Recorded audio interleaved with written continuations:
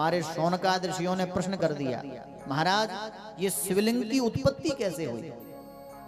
ये भगवान की जो निराकार जो लिंग रूप में पूजा की जाती है, ये लिंग प्रकट कैसे हुआ, इसका प्रादुर्भाव कैसे हुआ, आप वो कथा हमें सुनाएं। तो अब जाकर के भगवान शिव के शिवलिंग की उत्पत्ति की कथा सुनाई। व्यास जी कहने लगे, मत्सम जगदिदं वत्स मनुषे तुम हि चोरवत मन्नाभिकमला जाता पुत्रस्त्वं भाससे वृथा। एक बार की बात, भगवान नारायण वैकुंठ में शेष सैया पर विश्राम कर रहे थे और भगवती लक्ष्मी उनके पैर दबा रही थी। अब न जाने ब्रह्मा जी को क्या हुआ, ब्रह्मा जी पहुंच गए वैकुंठ में और ब्रह्मा जी ने कहा, उत्तिष्ठ वत्स, हे बेटा उठो, माम पश्य, मुझे देखो, तब नाथ मिहागतम, देखो तुम्हारे स्वामी यहां पर आए हैं। जब ऐसे शब्द ब्रह्मा जी ने भगवान के लिए कहे तो भगवान विष्णु को भी बड़ी जोर से हंसी आई। भगवान ने कहा, स्वस्तिते स्वागतम वत्स, अरे बेटा तुम्हारा स्वागत है। और भगवान कहते हैं, हे बेटा ब्रह्मा तुम्हारा कल्याण हो, आओ बैठो, मैं तुम्हारा पिता हूं। पर ब्रह्मा जी बोले, तुम किसने कहा कि तुम मेरे पिता हो? तुम मेरे पिता नहीं हो, मैं हूं तुम्हारा पिता। पिता महश्च जगता पाता चा तब वत्स का, अरे पुत्र मैं सारे जगत का पिता हूं। विधाता ब्रह्मा क्या करते हैं, दुनिया को बनाते हैं, सृष्टि को पैदा करते हैं, तो मैं पूरी दुनिया का पिता हूं, इस हिसाब से मैं तुम्हारा भी पिता हुआ। इसलिए हे बेटा मैं आया हूं, मेरा सम्मान करो, मेरा स्वागत करो। पर भगवान बोले, तुम मेरे पूज्य नहीं हो, मैं तुम्हारा सम्मान नहीं करूंगा, मैं तुम्हारी पूजा नहीं करूंगा, मैंने तुम्हें बनाया है, मैं तुम्हारा पिता हूं। अब दोनों देवताओं में विवाद हो गया। दोनों देवताओं ने कहा, जो जिसको पराजित कर देगा और जो पराजित होगा और जो जीतेगा, तो वो पराजित होने वाला व्यक्ति जीतने वाले की पूजा करेगा। अब तो ब्रह्मा जी में और भगवान विष्णु में भयंकर युद्ध होने लगा। भगवान विष्णु ने नारायण अस्त्र छोड़ दिया और भगवान ब्रह्मा जी ने पशुपतास्त्र छोड़ दिया। दोनों के अस्त्र एक दूसरे पर भारी पड़ रहे हैं, एक दूसरे पर दिव्य अस्त्रों का प्रयोग करने लगे। अब देवता घबराए, ये अस्त्र जब आपस में टकराएंगे तो पूरी दुनिया नष्ट हो जाएगी। तो देवता घबरा करके सीधे भगवान शंकर के पास पहुंच गए। भगवान शंकर का ध्यान किया, ध्याये नित्यं महेशं रजतगिरिनिभं चारुचंद्रावतंसं रत्नाकल्पोज्ज्वलांगं परशुमृगपराभीतिहस्तं प्रसन्नं पदमासीनं समन्तास्तुतोमरगणैर्व्याघ्रकृत्यं वसानं विश्वान्त्यं विश्ववन्द्यं निखिलभयहरं पंचवक्त्रं त्रिनेत्रं। देवताओं ने कहा, हे भूत भावन भोलेनाथ, आप तो तीनों लोकों को बनाने वाले हैं, तीनों लोकों को पालने वाले हैं, तीनों लोकों को नष्ट करने वाले हैं, आप तो सर्वसमर्थ हैं। कहे भोले बाबा, इस समय देवों के देव भगवान विष्णु और भगवान ब्रह्मा में भयंकर युद्ध हो रहा है और ये युद्ध पूरी दुनिया को नष्ट कर देगा। इसलिए आप इन दोनों देवताओं के युद्ध को नष्ट करो, दोनों देवताओं के युद्ध को शांत कराओ। तो भगवान शंकर वहां से तुरंत अंतर ध्यान हो गए और भगवान जैसे ही अंतर ध्यान हुए तो जो ब्रह्मा और विष्णु में युद्ध हो रहा था, उस युद्ध के मध्य एक लोहे के स्तंभ के समान, अग्नि के समान, ज्योति के समान आज बीच में ही प्रकट हो गए। बोलो शंकर भगवान की। एक बड़ा ही अद्भुत तेज प्रकट हुआ लिंग के रूप में।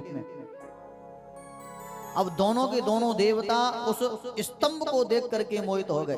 अरे ये स्तंभ कहां से आया, ये कैसे बना, ये तो अचानक से आ गया, ऐसा लग रहा है न जाने कितना प्राचीन है।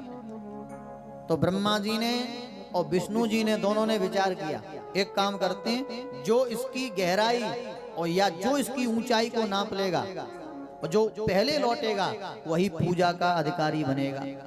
तो क्या किया जाए, भगवान विष्णु बराह का रूप बना करके उस स्तंभ की गहराई को नापने के लिए पाताल में चले गए। का तुम इसकी गहराई नाप के आओ, मैं इसका ऊपर का छोर नापने जा रहा हूं। और का जो पहले लौटेगा गहराई या ऊंचाई नाप करके वही पूजा करेगा, वही पूज्य हो जाएगा। तो कहा चलो ठीक है। अब भगवान वराह का रूप धारण करके पाताल में प्रवेश कर गए और आज ब्रह्मा जी हंस पर विद्यमान होकर के आज उस लिंग के ऊंचाई को नापने के लिए उड़ने लगे। अब ब्रह्मा जी उड़ते जा रहे थे, उड़ते जा रहे थे, उड़ते जा रहे थे, तो ब्रह्मा जी के मन में पाप आ गया, क्योंकि ब्रह्मा जी के मन में अभिमान था कि मैं बड़ा हूं। तो भगवान ने एक लीला की। भगवान ने क्या किया, एक केतकी फूल को नीचे गिरा दिया। केतकी फूल को नीचे गिराया। अब फूल नीचे गिरता हुआ आ रहा था, ब्रह्मा जी को बीच में मिला। ब्रह्मा जी ने कहा भैया केतकी कहां से आ रहे हो? कहा मैं ये ज्योति है इसके बीच से आ रहा हूं। मतलब तुम भी ऊपर से नहीं आ रहे ना? मैंने भी इस ज्योति का अंत नहीं देखा। अच्छा तुम्हें कितना समय हो गया? तो उस केतकी फूल ने कहा महाराज मुझे हजारों वर्ष हो गई, मैं नीचे गिरता चला जा रहा हूं पर आज तक नीचे नहीं पहुंच पाया, मुझे और जोर नहीं मिला। अब ब्रह्मा जी घबराए, जब इसे हजारों वर्ष हो गई, हजारों वर्ष में ये नीचे नहीं आ पाया तो मुझे लगता है इसका कोई ऊंचाई भाग नहीं पता किसी को।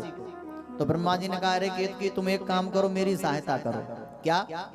का तुम मेरे साथ विष्णु के पास चलो और तुम विष्णु से जाकर के झूठ बोल देना। विष्णु से जाकर के कह देना कि ब्रह्मा जी इस तेज की ऊंचाई को नाप के आए हैं। तुम झूठ बोल दोगे तो विष्णु मेरी पूजा करने लगेगा, मैं पूज्य हो जाऊंगा। और कहा हे केतकी मैं तुम्हारी भी पूजा कराऊंगा। अब तो ब्रह्मा जी ने केतकी फूल को तैयार किया और आज ब्रह्मा जी सीधे केतकी फूल को लेकर के धरती पे आ गए, धराधाम पर आ गए। उधर भगवान विष्णु पाताल में बहुत गहराई तक गए पर लेकिन उस तेज का कोई अता पता नहीं मिला, कोई और चोर नहीं मिला। तो भगवान विष्णु उदास होकर के धरती पे आए। तो ब्रह्मा जी ने कहा अरे विष्णु तुम्हें इस स्तंभ का छोर मिला? भगवान ने तो बिल्कुल सत्य कह दिया। हमारे विष्णु भगवान झूठ नहीं बोलते। भगवान ने कहा हे ब्रह्मदेव मुझे इस स्तंभ का छोर नहीं मिला। पर ब्रह्मा जी बोले इसीलिए मैंने तुमसे कहा था कि मैं तुमसे बड़ा हूं, मैं तुमसे श्रेष्ठ हूं, मैं तुमसे पूज्य हूं। अरे मैं इसकी ऊंचाई को नाप करके आया। भगवान ने कहा मैं विश्वास कैसे करूं? प्रमाण दो। तो प्रमाण के रूप में हमारे ब्रह्मा जी ने केतकी फूल को प्रेषित कर दिया। केतकी फूल ने झूठ बोल दिया कि मैं ब्रह्मा जी ऊपर गए थे और ऊपर से मुझे लेकर के आए। यानी कि ब्रह्मा जी ने इस स्तंभ की ऊंचाई को नाप लिया। अब ब्रह्मा जी झूठ पर झूठ बोल रहे हैं और इस सब दृश्य को हमारे भगवान शंकर देख रहे हैं। ब्रह्मा जी ने कहा अरे विष्णु तुम मेरी पूजा करो। तब तो आज भगवान विष्णु ने खुद को छोटा मान लिया और आज हमारे भगवान विष्णु ब्रह्मा जी की पूजा करने लगे। जैसे पूजा करने के लिए उद्यत हुए तो वहीं पर भगवान रुद्र के रूप में प्रकट हो गए। बोलो रुद्र भगवान की जय हो, बोलो वृंदावन बिहारी लाल की जय हो। यानी कि भगवान ने प्रकट होकर के ब्रह्मा जी से कहा अरे ब्रह्मा तुम विधाता होने के बाद झूठ बोलते हो, कब मैं तुम्हें छोड़ूंगा नहीं। भगवान शंकर ब्रह्मा जी को मारने के लिए दौड़े पर भगवान विष्णु ने हाथ जोड़ के कहा महाराज कोई बात नहीं, ये तो आपकी माया है, आपकी माया से सब मोहित हो जाते हैं। तो भगवान शंकर ने ब्रह्मा जी को क्षमा तो कर दिया पर भगवान शंकर ने क्रोध में आकर के ब्रह्मा जी ने जिस मुख से झूठ बोला था उस मुख को उखाड़ लिया। यानी कि उस सर को, ब्रह्मा जी के पहले 5 सर थे, अब कितने बचे? 4। तो भगवान रुद्र ने ब्रह्मा जी के उस सर को उखाड़ा और उखाड़ करके सीधा फेंक दिया। वो आकर के हमारे बद्रीनाथ में गिरा। कहते ना ब्रह्म कपाल। आप कभी बद्रीनाथ गए होंगे तो आपको पता होगा, या जो जाएगा उसे पता चलेगा। भगवान ने मुख को उखाड़ करके फेंका तो सीधा बद्रीनाथ में गिरा, इसीलिए वहां पर लोग पिंडदान करते हैं। उसे हम लोग कहते हैं ब्रह्म कपाल, यानी ब्रह्मा जी का सर है वो कौन सा सिर है का उस सर से झूठ बोला था ब्रह्मा जी ने।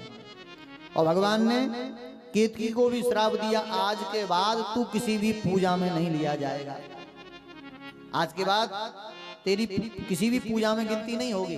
तब तो केतकी उदास हो गया, रोने लगा, हाथ जोड़ के कहने लगा ठाकुर जी मुझ पे कृपा कर दो। तो भगवान शंकर ने कहा केवल मेरी पूजा के अतिरिक्त तुझे कोई स्वीकार नहीं करेगा। और ब्रह्मा जी से कहा तुम्हें पूजा करवाने का बहुत शौक था ना, तुम्हें था कि मेरी पूजा विष्णु करे, तो मैं तुम्हें श्राप देता हूं, पूरी दुनिया में कहीं भी तुम्हारी पूजा नहीं होगी, पूरी दुनिया में कहीं भी तुम्हारे मंदिर नहीं बनाए जाएंगे। इसीलिए ब्रह्मा जी के कहीं भी मंदिर नहीं है, कहीं भी पूजा नहीं होती। भगवान शंकर ने श्राप दे दिया, आज के बाद तुम्हारी कोई पूजा नहीं होगी। ब्रह्मा जी उदास हो गए, रोने लगे। शंभो, आज ब्रह्मा जी ने भगवान शंकर की स्तुति की, भगवान से क्षमा मांगी, महाराज गलती हो गई, मुझे क्षमा कर दो, और महाराज मुझे भी पूजा का अधिकार दो।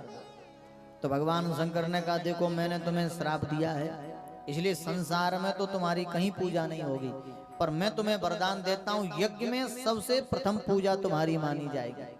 देखिए यज्ञ जब भी होता है, ब्राह्मण यज्ञ कराते हैं तो सबसे पहले ब्रह्मा जी की पूजा होती है। ब्रह्मा को ही सर्वश्रेष्ठ यज्ञ में भगवान नारायण, भगवान शंकर ने स्थान दिया। और देखिए जिस दिन ये शिवलिंग प्रकट हुआ, तो कब हुआ, तो देखिए मार्गशीर्ष महीने के आद्रा नक्षत्र को हुआ। ये जो हमारा मार्गशीर्ष का महीना चल रहा है, इसी महीने में ही सबसे पहले शिवलिंग का प्रादुर्भाव हुआ। और देखो भगवान शंकर की कृपा से उसी महीने में हम लोग कथा कर रहे हैं। देखिए प्रकट तो इस महीने में हुआ है, पर लेकिन पूजा कब हुई, पूजा जाकर के फागुन की जो शिवरात्रि है। कई लोग कहते हैं शिवरात्रि के दिन भगवान शंकर का विवाह हुआ, ये बिल्कुल गलत बात है। भगवान शंकर का विवाह नहीं हुआ है। फाल्गुन की जो चतुर्दशी है, जो शिवरात्रि है, उस रात्रि के दिन हमारे नंदीश्वर ने भगवान के शिवलिंग की सबसे पहले पूजा की।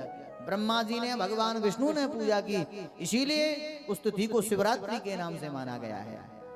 उस दिन पूजा करने से अक्षय फल प्राप्त होता है, ऐसे हमारे विद्वान बताते हैं। बोलो वृंदावन बिहारी लाल की।